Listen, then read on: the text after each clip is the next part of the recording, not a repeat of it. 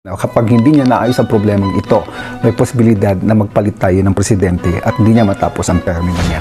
Hindi siya papayag talaga na wala siyang magawa. Kasi kung wala siyang magawa dito, magagalit talaga ang taong bayan. Pero may mga nakikita ako talaga malalapit sa kanya na talagang lalabas ang totoong mga pangalan na ma-involve talaga sa korupsyon. Isang nakakakilabot at nakakatakot na hula. Tatalakayin natin ang mga matinding pahayag ni Jovi Vargas, isang kilalang manghuhula sa Pilipinas. Ayon sa kanya, may mga pangyayaring magpapaigting ng kaguluhan sa politika, lipunan, at mismong kapalaran ng bansa. Kaya huwag na nating patagalin, narito ang 10 na nakakakilabot na hula ni Jovi Vargas para sa Pilipinas. Pang-10, mga artista sa politika. Ayon kay Jovi Vargas, mas marami pang artista ang papasok sa mundo ng politika. Mula sa mga komedyante hanggang sa malalaking pangalan sa showbiz, inaasahang sasabak sila sa eleksyon. Nakakakilabot isipin dahil maaaring maging katawa-tawa ang politika. Pero sa kabilang banda, posibleng lumakas ang kanilang suporta mula sa mga tagahanga. Pang-9, bagong skandal na lalabas. Hindi pa natatapos ang mga issue, may panibagong skandal na ilalantad. Ayon sa kanya, ito ay may kinalaman sa pera. Money-related ulit at posibleng mas malaki pa kaysa sa mga naunang eskandalo. Nakakakilabot dahil ito raw ang magpapabigat lalo sa tiwala ng taumbayan sa pamahalaan. Pang-8, hustisya at investigasyon. Binanggit din ni Vargas na kahit ang pinakamakapangyarihan, kabilang na ang mga kamag-anak ng Pangulo, ay hindi makakaligtas sa investigasyon. Nakakakilabot isipin kung gaano kalalim ang paglilitis na ito, na posibleng magdulot ng pagkakahati-hati sa mga opisyal ng gobyerno mismo. Pang-7, galit ng taong bayan. Habang tumatagal, dumarami raw ang naipong galit ng mga Pilipino. Sabi ni Vargas, may isang babae na lalabas at mangunguna sa isang malaking kilusan laban sa katiwalian at pang-aabuso. Siya raw ang magiging simbolo ng paglaban ng taong bayan. Pang-6, Golden Age of Corruption.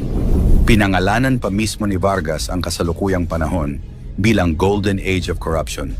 Napakatindi raw ng mga anomalya na halos lahat ng antas ng gobyerno ay may bahid ng katiwalian. Nakakakilabot isipin na baka ito na ang pinakamadilim na kabanata ng ating kasaysayan. Pang-5, Transition President. Ayon kay Vargas, posibleng hindi matapos ng Pangulo ang kanyang termino. Maaaring magkaroon ng Transition President bago matapos ang kasalukuyang administrasyon. Isa itong nakakakilabot na senaryo dahil magdudulot ito ng kawalan ng katiyakan sa bansa at posibleng kaguluhan sa ekonomiya at politika. Pang-4, mga senador at kongresista. Pinangalanan din ni Vargas ang ilang personalidad na magkakaroon ng malakas na papel. Chis Escudero, magiging malakas ang impluensya. Joel Villanueva, may laban na haharapin. Jinggoy Estrada, babalik sa kontrobersya. Grace Poe, may malinis na imahe pero sasabak sa matinding laban. Vilma Santos at Ralph Recto, may malaking papel sa politika. Bato de la Rosa, haharapin ang kanyang mga sariling issue. Salceda at Romualdez, lalong sisikat sa politika. Nakakakilabot dahil malinaw na mas lalong lalalim ang hidwaan sa loob ng Senado at Kongreso. Pang-8, mga rally at protesta. Magiging mas malakas pa raw ang mga kilos protesta. Hindi lang simpleng pagtitipon, kundi posibleng kasing lakas ng people power ang mangyari. Ayon sa kanya, mas marami pang Pilipino ang lalabas sa lansangan para ipaglaban ang kanilang karapatan laban sa katiwalian. Pang-2, posibilidad ng pagbagsak ng Pangulo direkta niyang sinabi. Kung hindi maayos ng Pangulo ang mga problemang ito, may posibilidad na hindi niya matapos ang kanyang termino. Isang nakakakilabot na hula na nagdadala ng malaking tanong. Handa ba ang Pilipinas sa isang biglaang pagbabago ng liderato? At ating number 1, kapalaran ng Pilipinas. At ito na ang pinaka-nakakatindig balahibo. Ayon kay Jovi, ang hinaharap ng Pilipinas ay alanganin. Kung tuluyan ngang bumagsak ang kasalukuyang pamahalaan, masusubok ang bayan sa gitna ng kaguluhan. Pero may liwanag dahil sa susunod-sunod na mga pangulo, sa ikatlong presidente pa, makikita ang tunay na pagbabago at pag-angat ng bansa. Ibig sabihin mahaba pa ang daan pero may pag-asa. Ang tanong, Kaya ba nating pagdaanan ang lahat ng ito bilang isang nagkakaisang bayan? Tandaan, mangyari man o hindi ang mga hula, lagi nating tandaan na sa Diyos lang tayo magtiwala, hindi sa mga manghuhula. Ang nakakatakot at nakakakilabot na hula ni Mamo Gloria Escoto para sa Pilipinas. Isang nakakakilabot at nakakatakot na hula ni Mamo Gloria Escoto bago matapos ang taong 22 na kilala bilang isang prophetic witch. Ayon sa kanya, maraming mabibigat na pangyayari ang darating sa bansa mula sa politika, kalikasan, hanggang sa kinabukasan ng ating bayan. Isa-isahin natin ang 10 nakakakilabot na hula ni Mamo Gloria Escoto para sa Pilipinas. Pang-10, walang bunga ang kasalukuyang kaso. Ang mga controversial na kasong iniimbestigahan laban sa ilang malalaking personalidad ay hahantong sa wala. Sa kabila ng pag-uusisa at dami ng dokumentong lumalabas, sa huli raw ay ibabasura rin ang mga ito. Kahit may mga pangalan ng malalaking tao ang madadamay, hindi raw magkakaroon ng hustisya dahil kontrolado ng impluensya at pera ang mga nangyayari. Ang mensahe, hindi lahat ng ingay ay may patutunguhan at marami pa ring kaso ang nagiging usok lamang. Pang-siyam, may katotohanan sa mga paratang. Ngunit hindi ibig sabihin na lahat ay peke.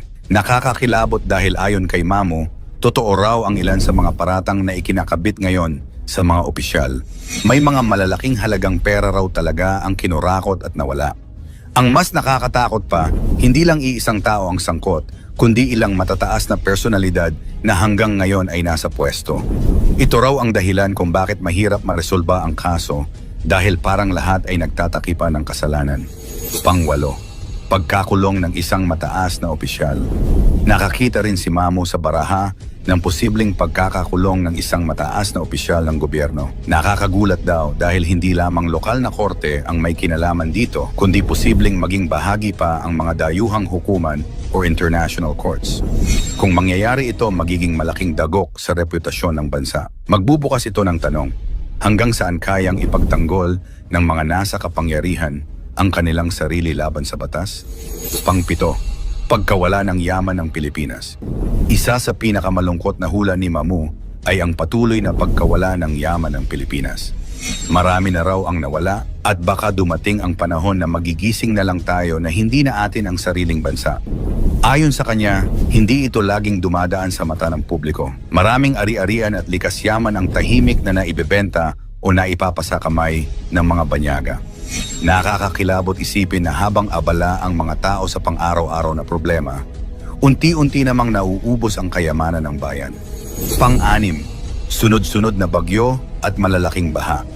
Isa pang hula ay ang serye ng matitinding bagyo bago matapos ang taong 2025. Lalo raw apektado ang Northern at Central Luzon kung saan makakaranas ng malalakas na ulan at pagbaha. Nakakakilabot dahil wala raw makakatakas dito mayaman man o mahirap. Ang mga taniman ay masisira, mga tahanan ay liliparin, at maraming pamilya ang maiiwan sa evacuation centers. Ayon kay Mamo, ito ay paalala na ang kalikasan ay hindi matitinag ng kapangyarihan o pera. Pang-5, pagsabog ng isang bulkan. Nagbabala rin siya tungkol sa muling pagsabog ng isang bulkan. Hindi raw ito ang Taal, kundi isang bulkan na muling gigising matapos ang mahabang panahon ng pananahimik. Bagamat wala raw inaasahang malaking bilang ng namamatay, mananatiling delikado at magdudulot ng takot at pinsala sa kabuhayan ng mga taong nakatira malapit dito. Nakakakilabot isipin na kahit gaano kahanda ang tao, hindi pa rin kayang pigilan ang galit ng kalikasan. Pang-4, isang malakas na lindol na nagkatotoo. Ito ang pinaka nakakakilabot sa lahat dahil tumama na ang kanyang hula. Matagal nang sinabi ni Mamo na bago matapos ang taon, isang malakas na lindol ang yayanig sa Visayas. At nitong nakaraang linggo, nangyari nga ito. Isang napakalakas na lindol ang nagdulot ng pagbagsak ng mga gusali, pagkasira ng infrastruktura, at matinding takot sa buong rehiyon lalo na sa Cebu. Maraming tao ang natabunan sa gumuhong gusali, ang iba na may naiwanang stranded, at halos buong komunidad ang nawasak. Nakakakilabot isipin na hindi ito basta haka-haka, kundi isa sa mga hula na tunay na nagkatotoo. Ayon kay Mamo, paalala raw ito na patuloy pang susubukin ng kalikasan ng Pilipinas at mas mabigat pang hamon ang maaaring dumating. Pang-8, pagpapatuloy ng kahirapan at problema. Sa kabila ng lahat, hindi pa raw matatapos ang paghihirap ng mga Pilipino. Hanggang matapos ang taong 2025, mananatiling mabigat ang problema ng bansa mula sa ekonomiya, trabaho, hanggang sa seguridad. Mararamdaman daw ng mga tao na sila'y nililinlang at pinapabayaan ng mga nasa itaas. Nakakakilabot dahil tila paulit-ulit lang ang kasaysayan at parang wala talagang malinaw na solusyon na ibinibigay. Pangalawa, pag-angat ng bagong pinuno. Ngunit sa gitna ng lahat ng dilim, may liwanag na nakikita si Mamo. Ayon sa kanya, isang batang leader ang uupo sa Malacanang at siya ang magdadala ng tunay na pagbabago. Binanggit niya ang pangalang Vico Soto na nakikita niyang magiging Pangulo ng Pilipinas balang araw. Ayon kay Mamo, sa ilalim ng kanyang pamumuno ay posibleng magkaroon ng bagong direksyon at mas tapat na pamamahala ang bansa. At ang ating number 1, masaganang kinabukasan ng Pilipinas. At sa pinakadulo ng kanyang mga hula, ibinahagi ni Mamo ang pinakamagandang pangitain. Darating daw ang panahon kung kailan ang Pilipinas ay magiging masagana at payapa.